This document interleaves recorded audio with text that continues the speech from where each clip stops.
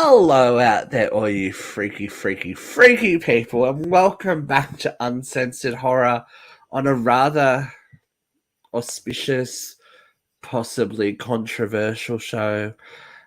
We have reached the end. The end of Halloween as we know it. That's right, ladies and gentlemen. It's a joke. I know, funny. We are talking today, finally, about 2002.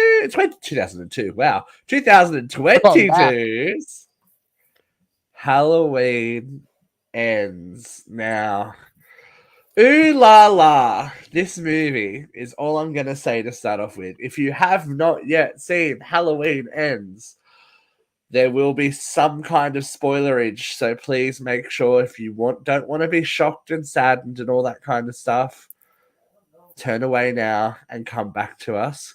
But as always, we're going to discuss how and when we first saw this movie. I'll start with our lovely guest, Dakota. How did you first see this movie, my love? Well, I'm a diehard Michael Myers fan. So of course when Peacock released it, I was right there the second it was released. And yeah, I couldn't wait to go to the theaters. So I just watched it on Peacock. So you watched it from the safety of your own home. Yes. Good to know. Katie McCarthy, what about you? I threw a hissy fit and tried to protest it, and you said, no, you have to watch it. So Thank I you. watched So I watched it from the safety of my own home on Peacock. You're a Peacock girl as well? Okay. I am. Interesting. And I, my lovely self, and it feels not that long, it feels like ages ago, but we actually went, when we were staying at Jeffrey Emmett's house, we went to the screening the night before the release. There was us and three other people in the cinema, so it was super busy. But I actually I felt like I had a due diligence to see this in the movies. As I said before, I am a very big Halloween fan, so I needed to see it out, to stick it through, and to make it happen. So let's start. So the opening. How did we feel? Katie. Really? Okay. So it was a lot. It was a lot. It was a lot, and we got introduced to Mr. Corey Cunningham, who, for all intents and purposes, I think we were supposed to think was the male equivalency, modern day equivalency of Laurie Strode, right? He was the all-American looking, harmless babysitter boy. It's the worst like the boy ever. Well, that's what he said. He's not a babysitter. Definitely not. Obviously not by the results of it. But I knew that this movie was going to go crazy and balls to the wall after the end of that first sequence when we got the Halloween font, the Halloween 3 font for the titles, and the changing pumpkin. Mm-hmm. I was like, oh, all bets are off with this. Especially after that first scene, I was like, all bets are off with this MF, because who knows what is going to happen. So Corey Cunningham, as we say, we love a bit of alliteration in essence. Corey Cunningham, Haddonfield resident and non-male babysitter, is hired to babysit on the night of Halloween. Now, this is easy money, apparently. Easy money, yeah. Apparently, he still got paid. No, I highly doubt he got paid. Think so. Yeah, when your night ends in child murder, I don't think that you get paid. Yeah, I'm gonna guess they did not help pay towards his attorney fees. I'm gonna guess that was not, no. But that kid was a little shit, right? I have some feelings as a parent here. You have a pair of parental feelings. You go. So, as a parent, that kid sucked. Thank you. So that kid sucked a whole heckin' lot. And I'm just going to say right now, I'm not going to say that kid deserved it. And there were 2 victims in this opening scene, Corey being one of them. And I just didn't care enough about the kid to learn his name. I'm going to be real honest with you. And They did scream it a few times, but I couldn't, even when I was watching it the second time. Jeremy. Okay. Jeremy, I remembered. Okay, there we go. So, there really are 2 victims in this opening scene, and Jeremy is one of them. Even as much as I hate him, he is a victim, right? And the kid's a little shit. Okay, he was not asking for it, but I came very close to it. He really did drive me up a wall. Yeah. But like the whole setup is like you want to really feel bad for Corey for what happened. Like they're trying to make you sympathetic for him for what happened here. The thing that I liked about it, right, is that and this was a conscious decision at the first trailer. When I watched the first trailer, I went, I'm not finding anything else about this movie out. I'm not going to hunt out, like, if I see anything about it, I'm just going to scroll past it or ignore it. And I think it made my enjoyment of the thing totally different and yeah, more well-rounded, because I didn't know what to expect from this first scene. It's a Halloween movie. You know what I mean? Like, we just spent all this time with the Strodes and what's happened with the Strodes and da-da-da-da-da and Evil Dies Tonight. We spent all that time together, and we're starting post that with characters that we don't know. And it was that house. Can we talk? Wait, one more thing I want to talk about. That house had that kitchen. Right. Thank you. I'm like, this kitchen is trash.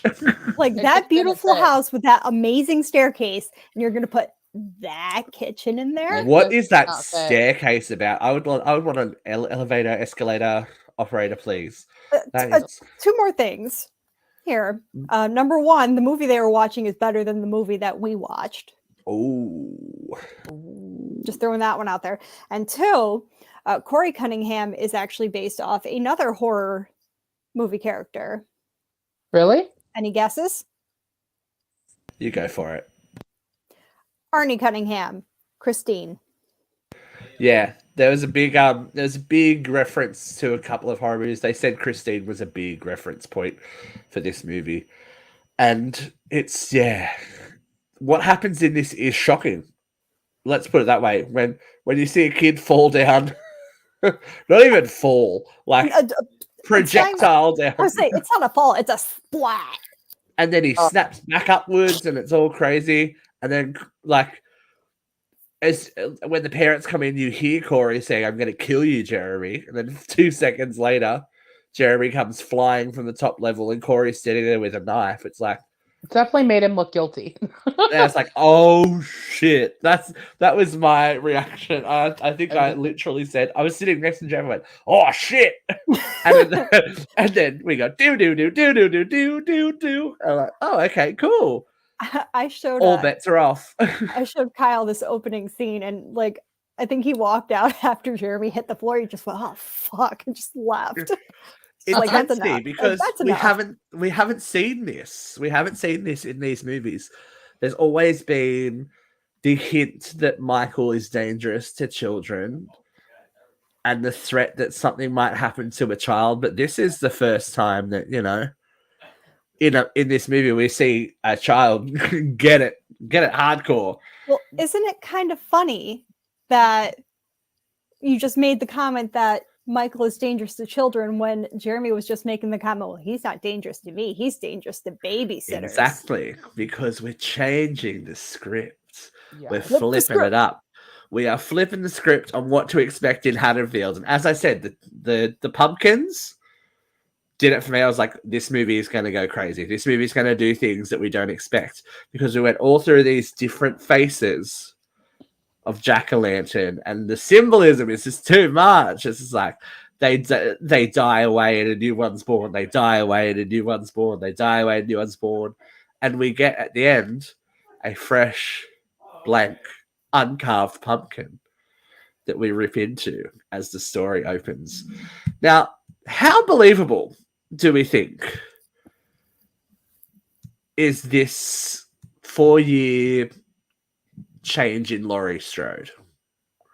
So Laurie went from this hugely damaged person from her interactions with Michael Myers to 4 years after her daughter is brutally murdered, playing Susie homemaker, like happiness. I have some feelings on this thing, and I want to save it for the end because Yeah. I feel like it Yeah, kind of I got a lot of feelings too. Yeah, so I feel like, and this is a feeling that I've heard a lot from a lot of people, that this movie is just. I know a lot of people hate it. It's not a bad movie, but it's not the movie we should have gotten at this point. If they were hyping it up as the final run-in between Michael Myers and Laurie Strode, this movie should have been elsewhere, or half of this movie should have been elsewhere. Yeah, all right. Since you're getting into it, fine. Yeah, yeah. I'm not going to go through the whole movie because I want people to watch it.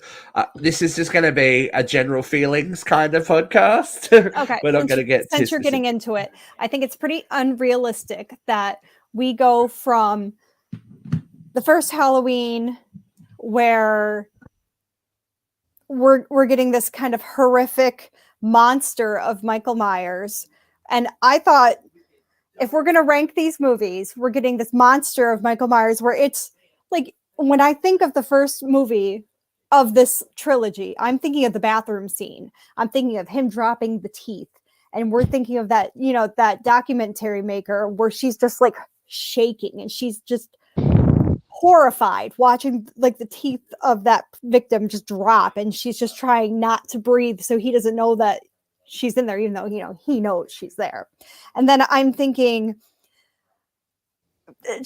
the shell of Laurie Strode. Like, she is a shell of a person. She's traumatized. She is an alcoholic. She is just not who she used to be.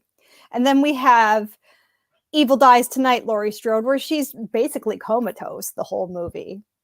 And she wakes up and she's just ready to like, Evil Dies Tonight, let's go get him. I can't get out of this bed, so you go get him. And then I won't get out of this bed. And then you have Susie Homemaker. It's just, it's unrealistic. It is completely unrealistic. And I think if you want to kind of make it make more sense, let's flip it around a little bit. So there's the first movie. If you're still going to kill Judy Greer, which justice for Judy Greer, you can't keep doing this to her, okay? She's amazing. She's amazing. If you're still going to kill Judy Greer, fine. Let's give Laurie Strode some time to heal and make a movie about healing from her trauma. Then make that movie. Fine.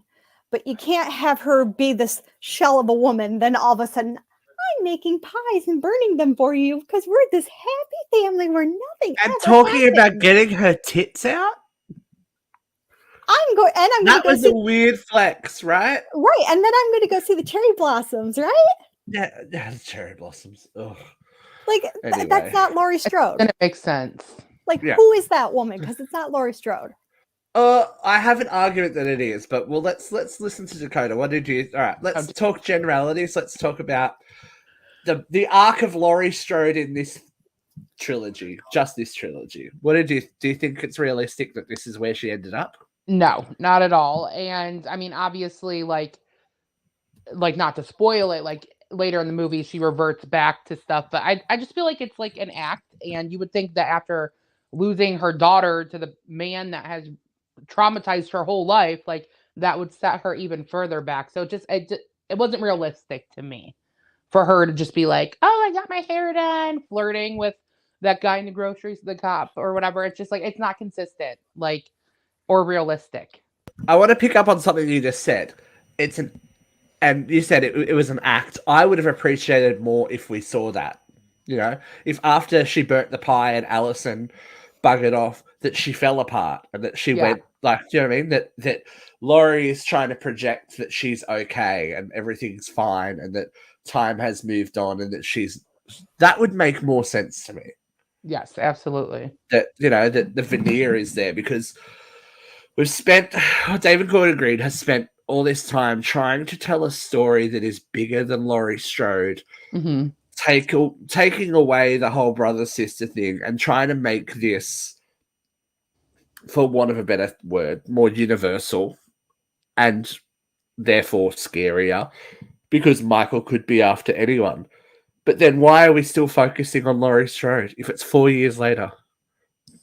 Do you know what I mean? If you want to tell a bigger story and a story that branches out, then tell that story. I feel like, and this is not even, I'm going to go straight here. I've heard a lot of complaints about where this sits in the in everything.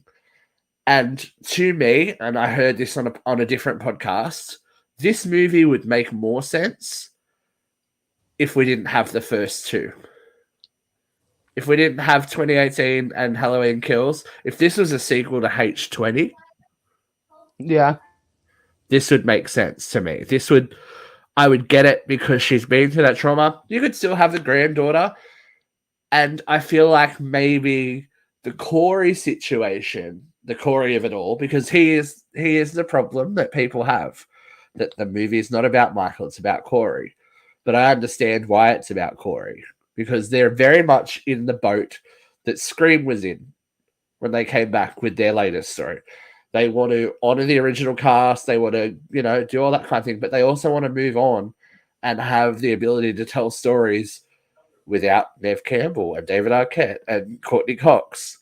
And I can see the groundwork being laid here. For you two, would it have made more sense if Corey was a background character from the beginning? Yes. Yes. If he was in love with Allison? Yes. Mm-hmm. And here's why, because I get what they were trying to do. And I get it. I think it's brilliant. I think what they were trying to do was brilliant, but it was just not timed well. No, and it's not. And it's because they're trying to bring in this whole new character. They're trying to introduce the new evil. Fine. But you can't bring in this brand new character and just say he's the new Michael Myers, right? You can't do that. You can't introduce this new character, give him some mini background, and just do that. And I get what they're trying to do. They're trying to say evil evolves. And they're trying to say that this kid wasn't evil until the town turned him evil. This is exactly what they're trying to do. And it's a great concept. But I feel like if you gave him more meat, if he was a background character, if he, let's say it happened in the second movie, this was happening during the riots. This kid died during the riots and he didn't get any sort of attention because everyone was focused on Michael Myers. That's a great story there. That's beautiful.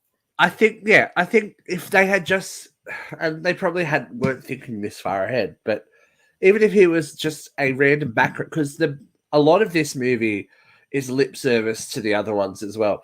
And a lot of people struggled, especially in that first montage when Laurie was talking about how even though Michael had gone, there was still evil in the town, and we see that woman hanging there, and people couldn't make that connection that the woman hanging there in the devil costume was Allison's friend's mother from Halloween Kill. Do you know what I mean?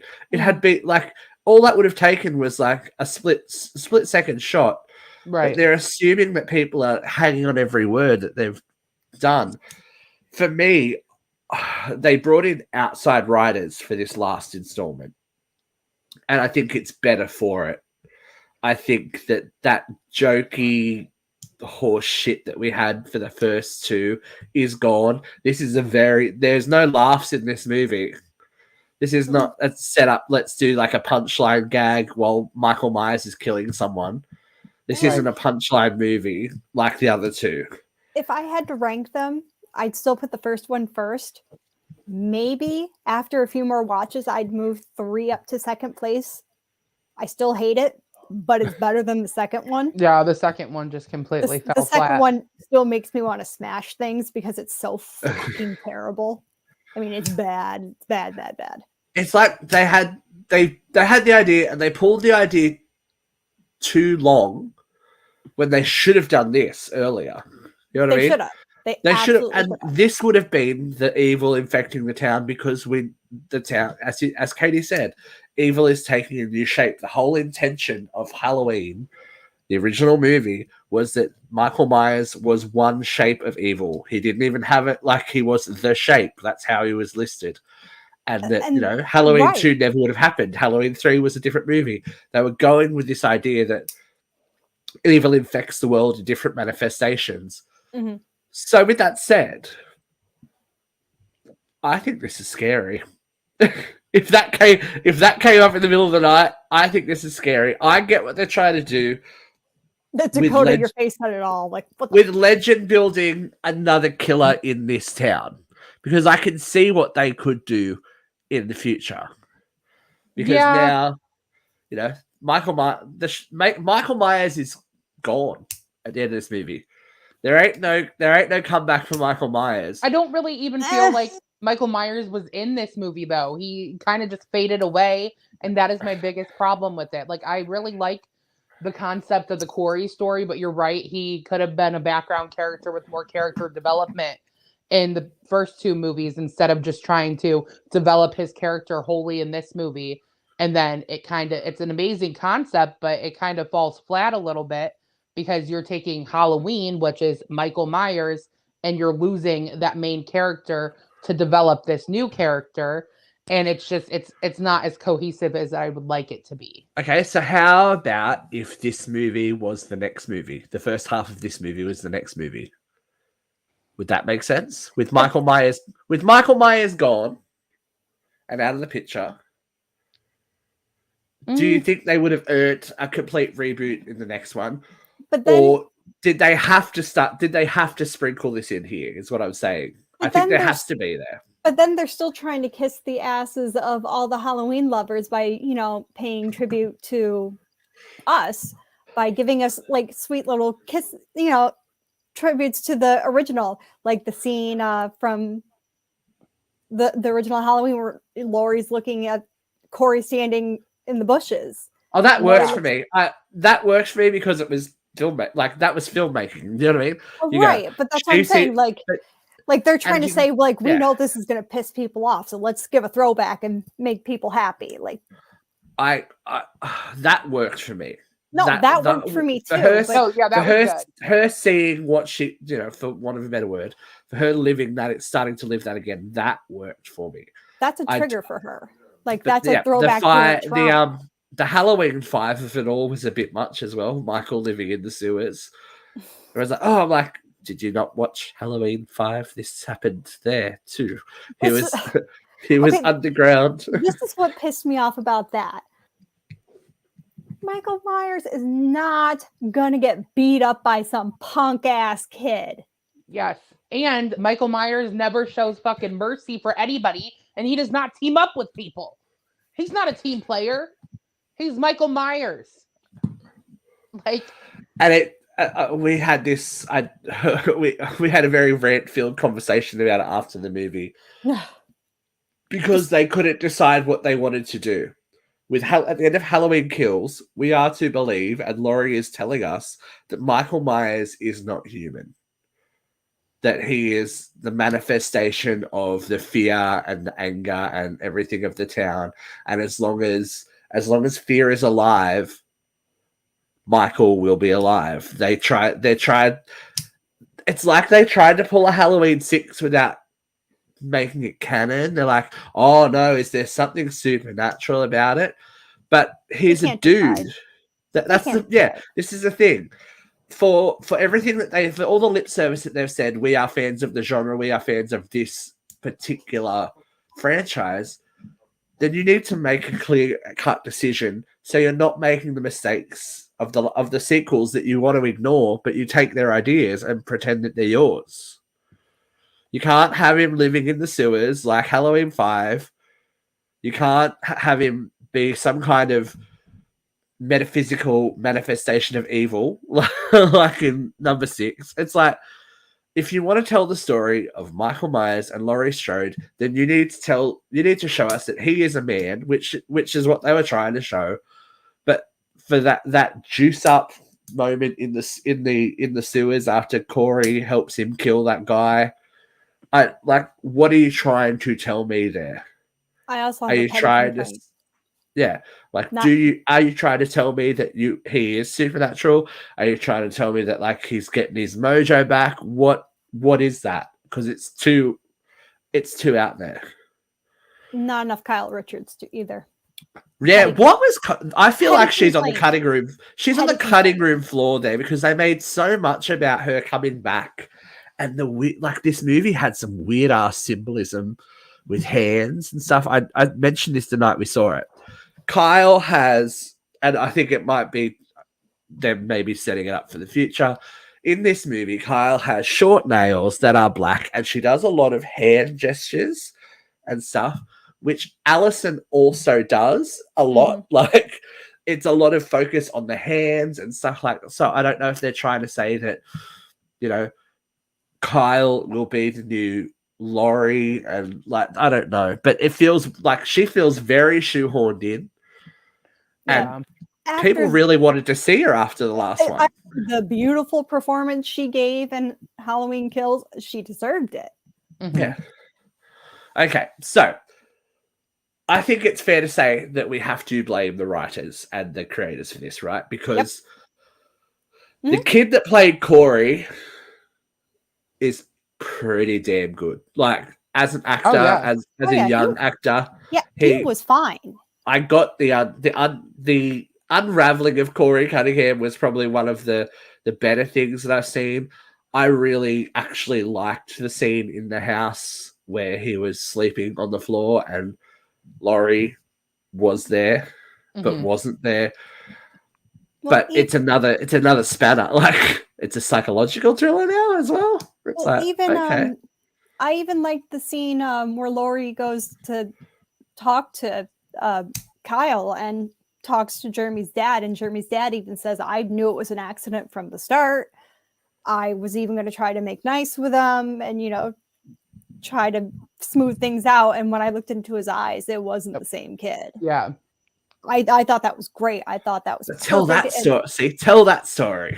That's what I'm saying. That's what they needed. They should have been telling that story in a different movie. They should have been dragging this out a little bit. It's moving too all right, quick. So here we go. If the Corey Cunningham events happened after the events of Halloween 2018, and we didn't get the Evil Dies Tonight drama, would this have been more earned? I feel like it's yes. I think Evil Dies Tonight should have been the last movie. Exactly. Then you would get the paranoia of, is it Michael Myers? Who is this killer? Exactly. I get the town being outraged by that. I get the death of a child and Corey being out there. Is Michael back? Like, you could almost just like rip it in half and stick it in the middle, then put the event, the whole town paranoia thing in the middle there, cut out, like, it would make more sense to me that way.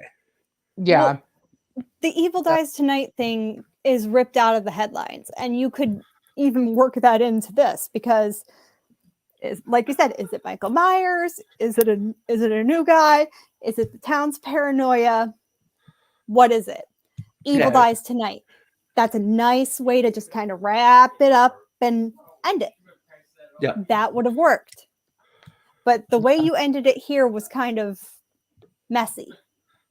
Very messy.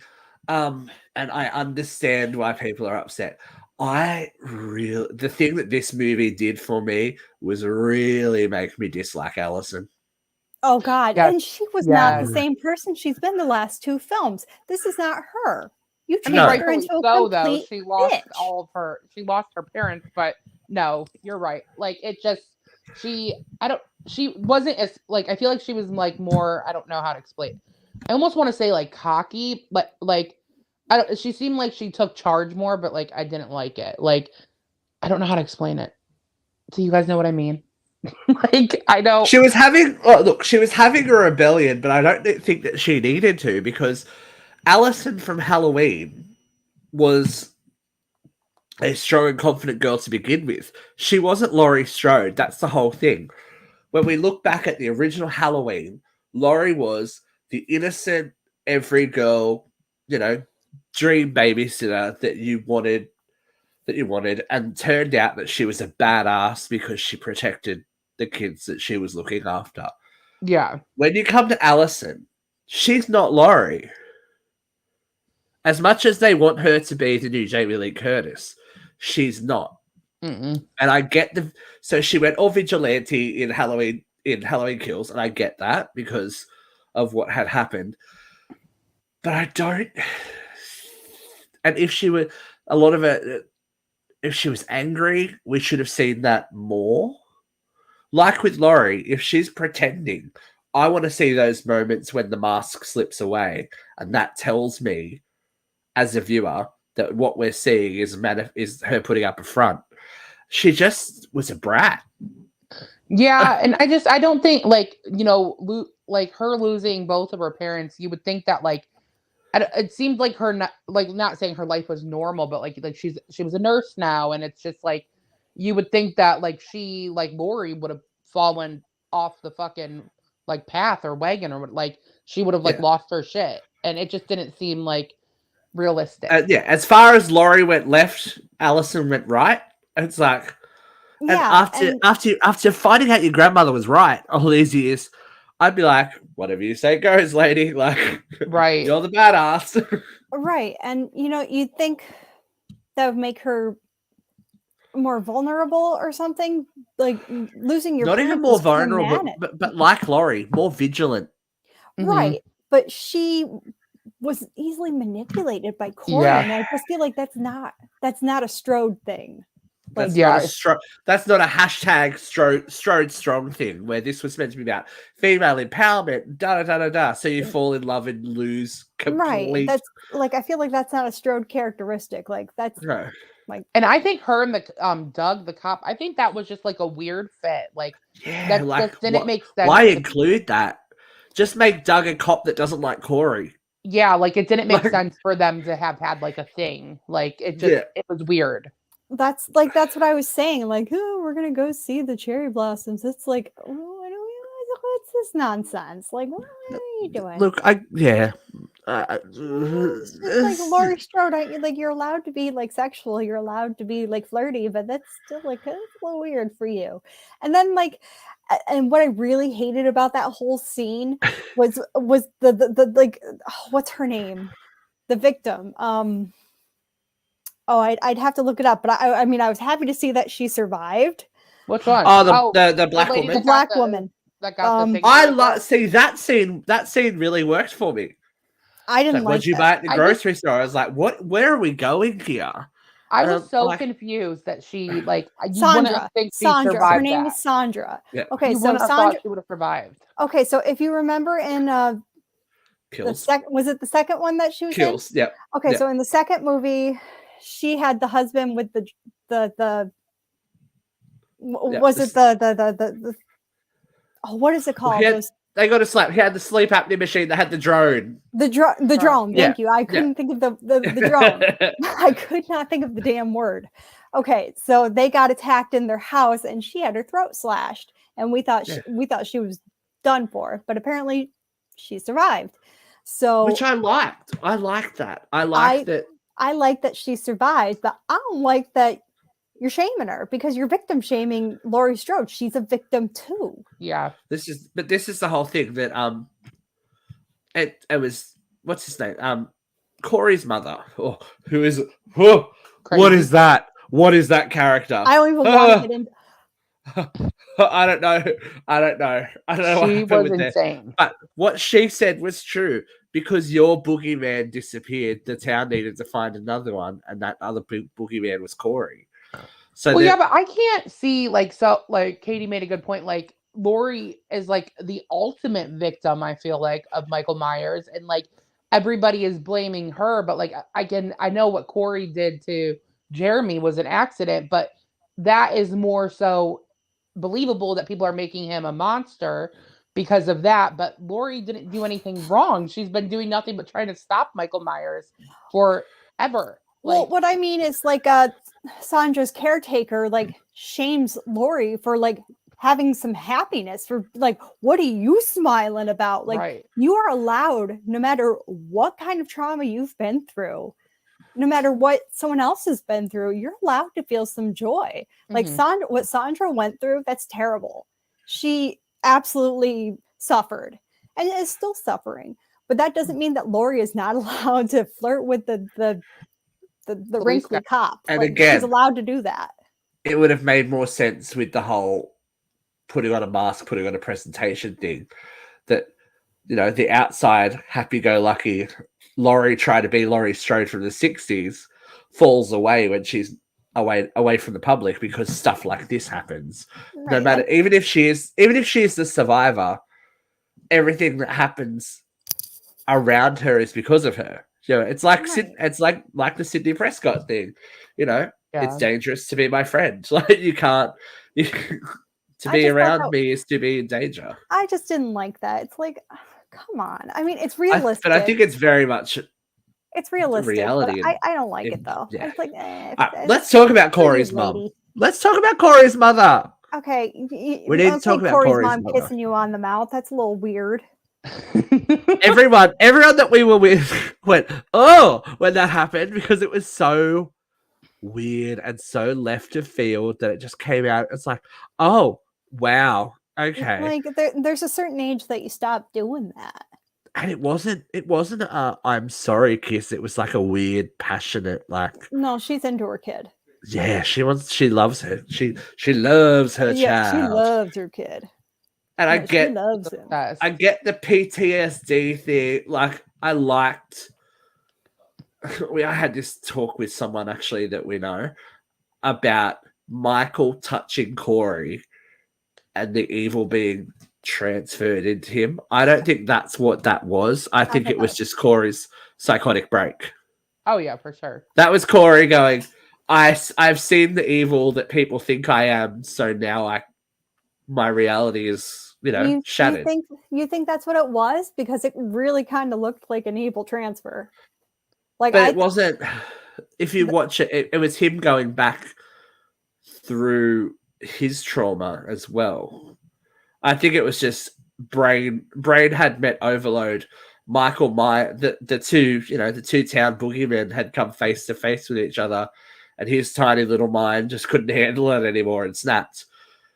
Yeah, because that's what the performance would indicate to me afterwards. I mean, I could see both sides of it. So yeah, I don't think it was supernatural. That might just be me. I'm more than happy to go with it. It was like an artistic representation of a mental break. I'm just saying, the writers can't make up their minds, so you could really interpret it both ways. So, but as I said, the performance really sold it for me, and the thing that confused me the most was then the thing that made me go, "Oh, you're a badass." After Laurie has the fight with Allison, and Allison leaves town, and we see Laurie sad and whatever, wandering around with this loaded gun. I'm like, no, this isn't right. This isn't right. What the fuck are they doing? Gunshot. Yeah, I was at this point, Corey is now Michael. Yeah. And she's like, you didn't think I was going to kill myself, did you? I'm like, fucking hell, thank you. That's Laurie Strode. Yeah. That's like Laurie that whole Strode. scene where she's like calling in a suicide. I'm like, girl, you better not. Yeah. That's like, it's like, how much did she? So she knew. She obviously, Laurie being through it all, knew that he was coming. She had to know, right? That was the setup. And if it wasn't him, it was Halloween night. So she's expecting Michael, no matter if it's 4 years later. Someone was coming. She knew someone was coming for her. And how do you guys feel about it? Made the town of Haddonfield this look very. I didn't have any sympathy for anyone in the town of Haddonfield by the end of this movie, because those 4 kids in that car deserved everything that they got. They deserved it all. Fuck them all. Band Geeks wouldn't do that. Right. Very unbelievable. Very unbelievable. Sorry. Don't believe you. Your writers suck. But that scene in the junkyard was intensity. that was a intensity. comeuppance if I ever saw it. Exactly. I feel like so like I don't like look back on like the original Halloweens and necessarily view them as gory, but like the last like these last three have like been gory. Like in the junkyard when he put the blowtorch down that person's throat, I'm like, right. But this is the thing. Crazy. I'm this sorry. Is the thing. Did you not That's see the not Rob Michael. Zombie ones? They were pretty Yeah. gory. Yeah, What but one? this is the thing.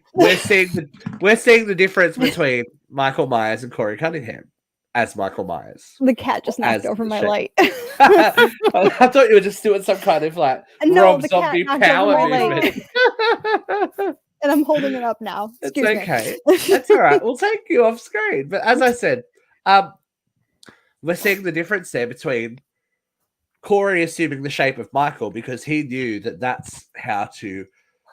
He wants to burn the town to the ground. He said that. He says it many, many times. And what better way to destroy Haddonfield than by Michael Myers? And that's why the Scarecrow mask doesn't work. He needs to be the biggest evil and underestimates the biggest evil. You're just an old man in a mask. And then he sits up and you're like, oh, that's why? Why would you ever touch that mask? Yeah. It's never ended well for anyone. Never. But the parallel that I love that Corey did the sit up as well. He did the Michael Myers sit up. I was like, I get you. I see what you're trying to do. But for one of the most shocking moments in the movie was Corey attacking Laurie, I think. But she was not there to fuck around. She filled him full of lead, but he had an ace up his sleeve. This part was genuinely shocking. Oof. Right? Yes. Oh shit. Ugh. But I thought we would get away. I thought we would have a, oh my God, Corey's dead. Sad, sad, sad. Oh, fuck, Michael's here. Mm-hmm. Not let's put the Corey essentially made Laurie Corey.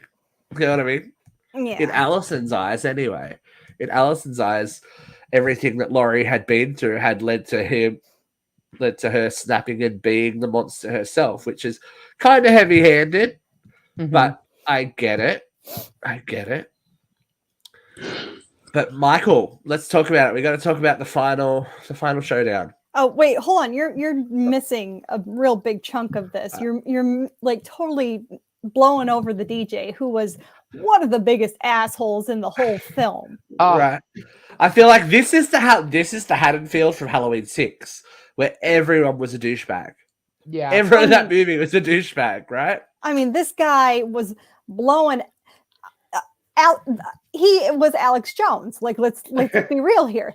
Conspiracy theory after conspiracy theory after conspiracy theory. And if I wanted anything to happen to anyone in this film, and I was just like, please kill this guy. Please. Yeah, and he did.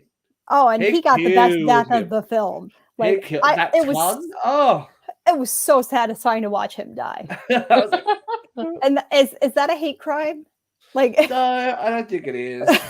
Like, I'm sorry to say that I don't usually enjoy like watching anyone die, but he was a dick. Talk to me about what was the sign for Allison that Corey. Do you think it was the burning radio station? Because he had said, I want this town to, let's burn it to the ground, let's burn it to the ground, let's burn it to the ground. She sees the radio station burning to the ground. She goes, he's a monster. Like, hadn't everything else in the movie like led you to believe that this dude was slipping away from reality hardcore?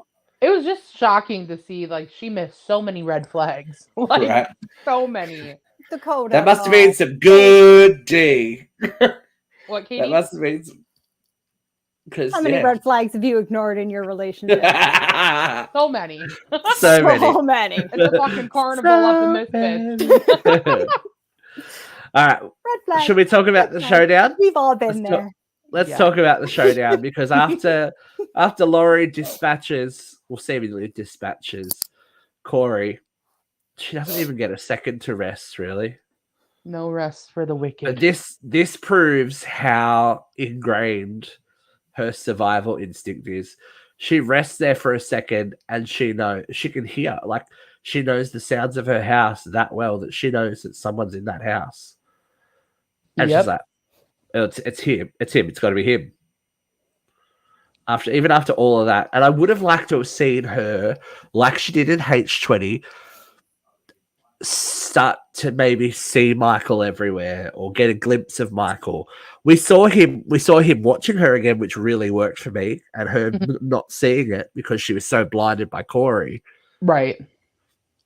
But I would have liked to have just had that he's still in the background because she's ready to go. Like, you can tell Laurie's done this time. But I did have some genuine fear for her in certain parts, especially this part. Oh, the knitting needle. Oh, yeah, that was the rough. knitting needle. That was rough. That was rough. And the hand in the disposal. Oof. Anytime I'm like, don't do it. I hate when can't they deal do with that in movies. I can't deal with Laurie's spaghetti hand. Like, I wouldn't be able to deal with that. But yeah, she was fucking done. This time she did not fuck around. She like crucified him to the table. I feel like this movie, like, in a way, it like showcased that like she no longer, like, because she was so focused on Corey that like she didn't even like seem to think of Michael. And I just feel like this movie was kind of like justifying that she's like in a way conquered her fear and like not going to let him control her life anymore, even if some of it was an act. I don't know. I just got that impression. I did like that about them because she wasn't scared. She definitely wasn't scared in this last. She was like, let's fucking get it done. And Either it's good you're going or I'm going. One of us is out. She wasn't Laurie from Halloween who's hiding down in a basement, running away from it. Right. She's like, I'm gonna fuck this shit up. She meant business. Shit got bloody. Shit got real. Like the throat slit, and then she's bleeding, and he's bleeding, and then he rips his hand out, and he's got like the live long and prosper hand that he's choking her with. You for love. And then she gets her moment too. She gets her, I guess, end of life moment where she goes back through all of the Michael Myers moments of her life. And then Allison does the one thing in the movie that I was like, damn, bitch. She comes in and breaks that arm. Oh, I watched it again. I was like, oh, that bends completely the wrong way. Yeah. That's completely not okay. She's not like this. I'm like, oh, jeez, bitch. Where have you been for the last hour and a half? Like, that was the girl from Halloween Kills. Mm-hmm. That was the girl we were missing. Yeah, that's Laurie Strode's granddaughter. Yeah, she was done having her mommy issues. Yeah, exactly. Or not even mommy. Like, I don't know. Like misplaced victim issues. Yeah. It's a weird. I don't even know what we would diagnose that as. It's just like little cunt syndrome, I think we'll call it. She was hooked on the Well, so she's just had to accept that, I will never be as awesome as my grandmother. Okay, that and facts. Okay, like I dated a bad guy and it's embarrassing. Okay, fine. Like, yeah, I dated a sociopath grandma. I'm sorry. I'm sorry, my sociopathic boyfriend tried to kill you, and yours is still trying to kill you, but that's okay. Your sociopathic boyfriend / brother / brother, yeah. Whatever we want to call it now. So we also get the wrist bleed out, which was, she was not, and then he's dead, and then Allison, not dead enough. Now, baby doll, Jamie's face says it all. And yeah, she's Agreed. like, Exhausted. I am done. Agreed. And baby doll, there is no coming back from this for Michael Myers. No. You say that.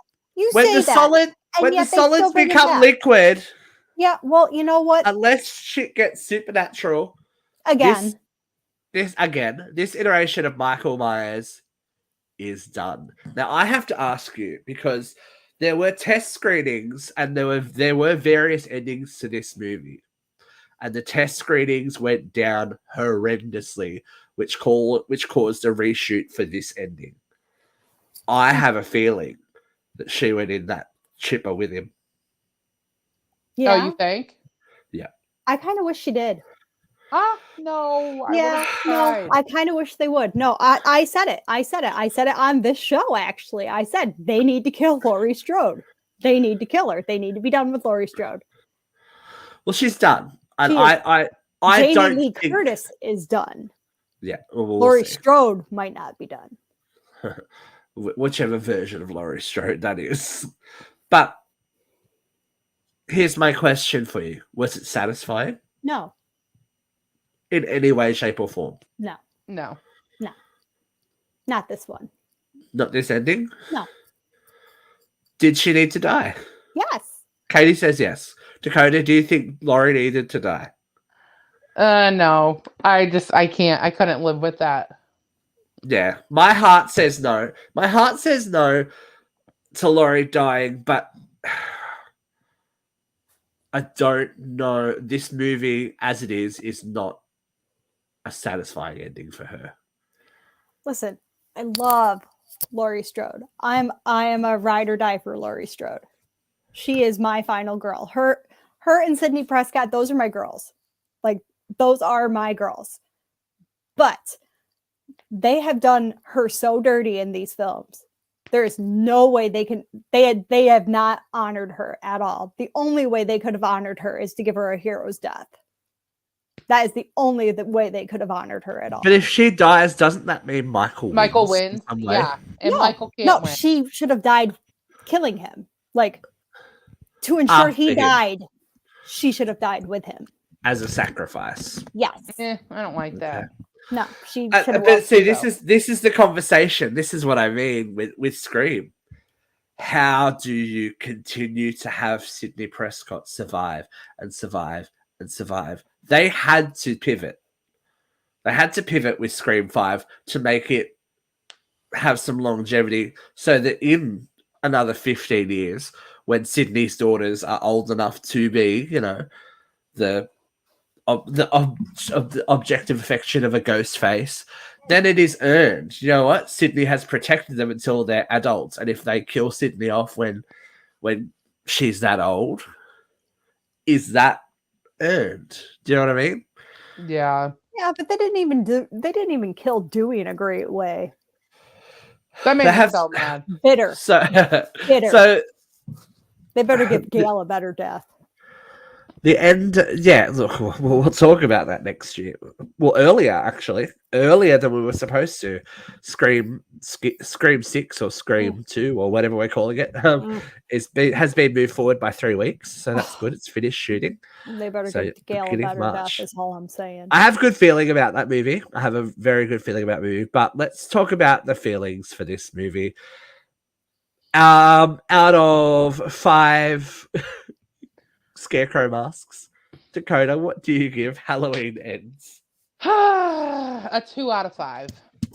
2? Okay. No, maybe Anything 3. further? Anything further? Just your final thoughts? I just can't get past, like, having Michael fade away. I just can't get past it. He's my boy. I just, like, it just did not feel like Halloween. It was a good concept. I just think it got lost in translation. Okay, so, Katie 3 out of 5. McCarthy.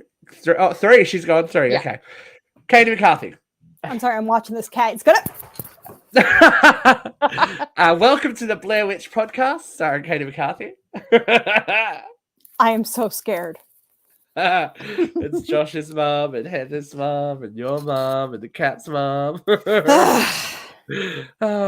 On-screen antics. That's fun.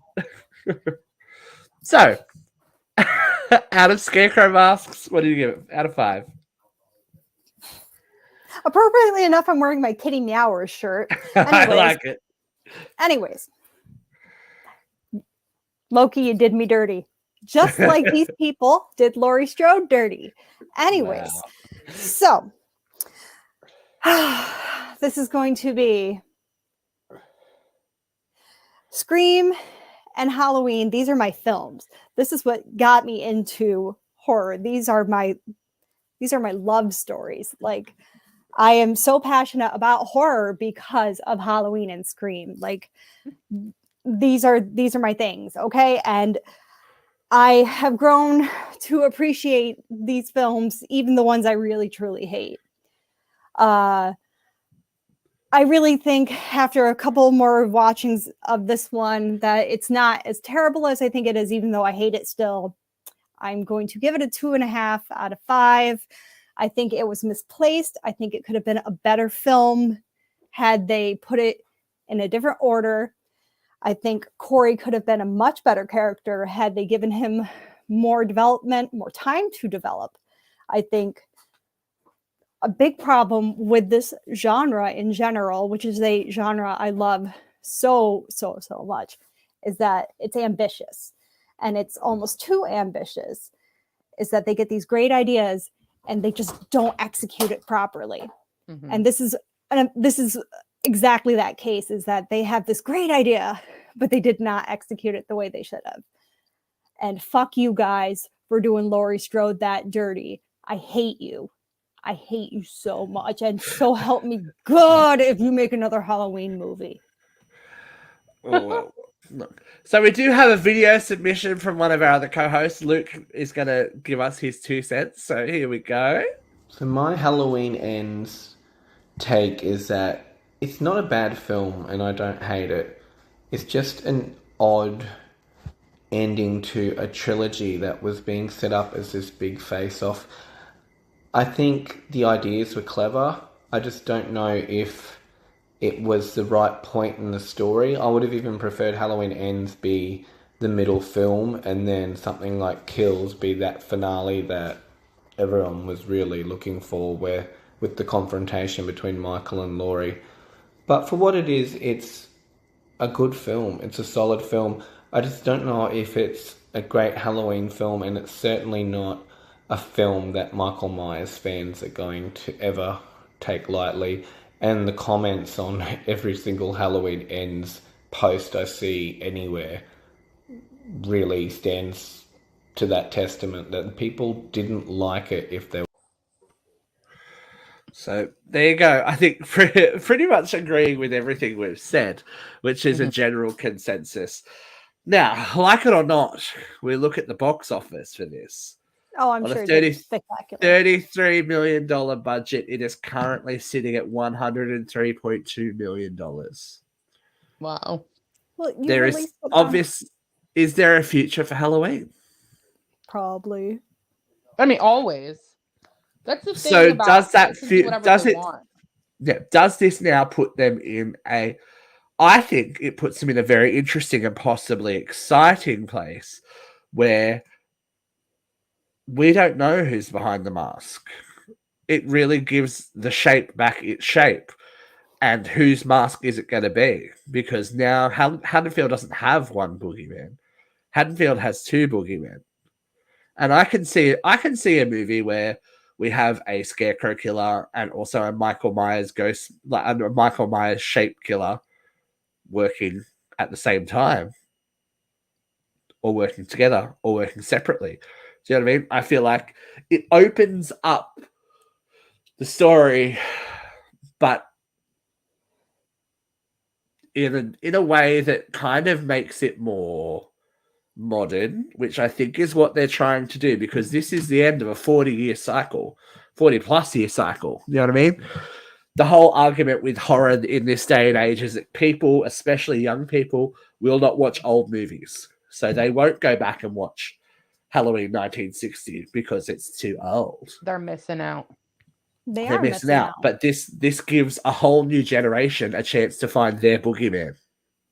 Well, it makes you wonder because, like they grinded Michael like some ground beef at the local grocer.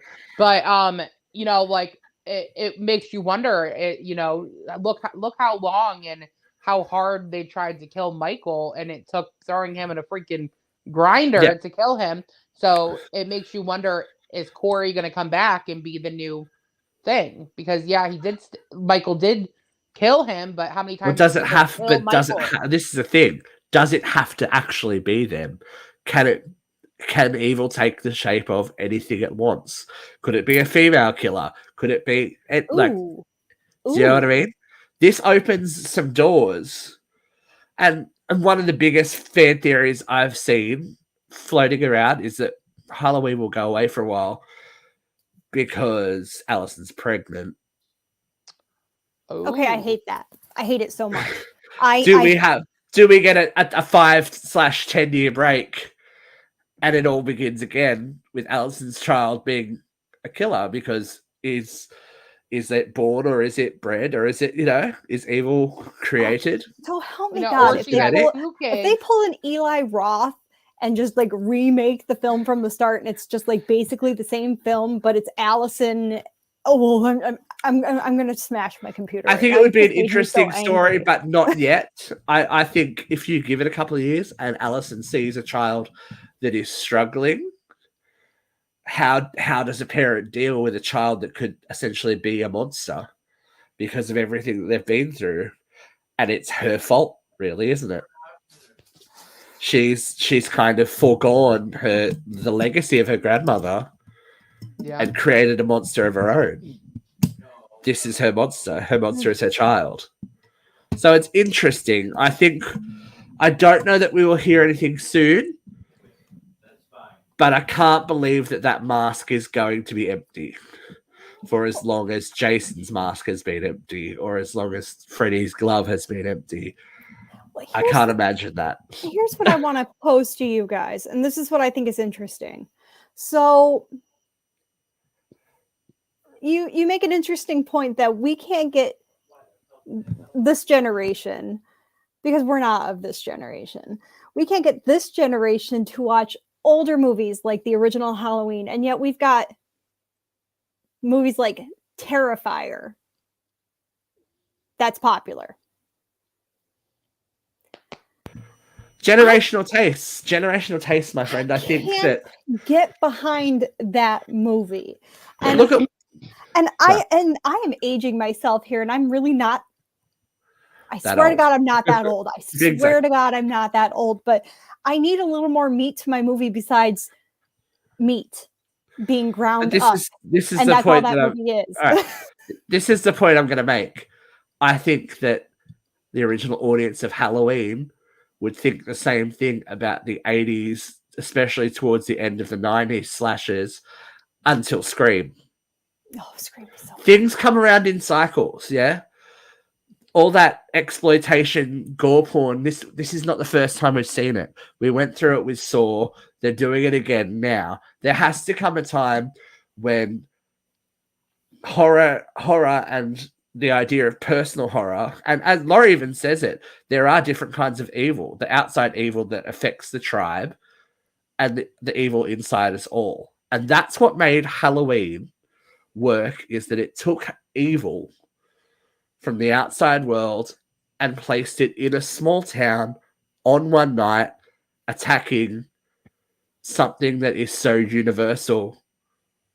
And even Freddy, I said it a lot of times when we're in America, every town has an Elm Street. The idea, the commonality of micro horror, of psychological everyday things being turned against us, I think reinvigorates itself every couple of years, and that's when you get the psychological thrillers and the psychological horrors and the whodunits coming back again, because the everyday world is horrible enough. Do you know what I mean?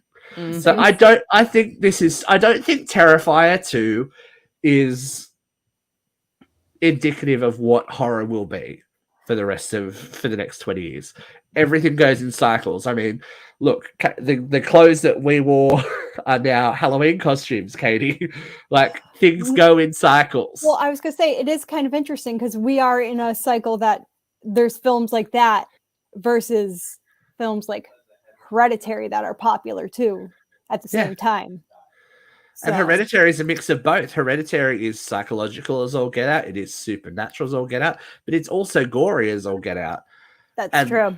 It's gonna take, what it takes for something to spark an interest. I mean, look, who would have ever thought that we would see Crystal Lake, the TV series, actually happening and being fronted by Brian Fuller, of all people, who did Hannibal. Like, that leads so much credence and credibility to a franchise that isn't necessarily, the most highbrow thing in the world. It takes different points of view on these kind of things to bring it back, which is why I'm interested to see what's going to happen with Freddy and all that kind of stuff, because they will need to, if they want these iconic characters like the Universal, like there's reasons we still talk about Wolfman and Dracula, and they are iconic movie characters that every couple of generations get an update that make it horrifying to the generation that it is. And I think that the 80s icons, your Freddys, your Jasons, your Michaels, are going to have to go through that. So this is the end of that cycle. This is the last one. You know what I mean? He outlived them all. And that's probably because he was the best of them all. You know what I mean? That original movie is one of the best movies ever made. Yep. So we will see. We'll see what you thought. We don't know next time. Well, we do have to go backwards, actually. We do have to go backwards because we only really picked up at Halloween. We haven't gone back. So you never know when we will return to Haddonfield or Haddonfield adjacent. There is a lot of horror coming out in the next 12 months that is on the boards. Smile is doing big things at the box office. So who knows where we will go, what we'll be talking about. But Uncensored Horror will be here. Thank you for joining us today, the lovely Dakota. Thank you for joining us, the lovely Katie McCarthy. And guys, I think we can all confirm that evil did die tonight. Yeah. For good or for bad, evil died tonight. Tommy Doyle was right, but thank God he got a baseball bat to the head. That dude was annoying. Hopefully we'll see Kyle Richards again soon in another Halloween movie, but until then, it has been Uncensored Horror. Keep it creepy and goodbye.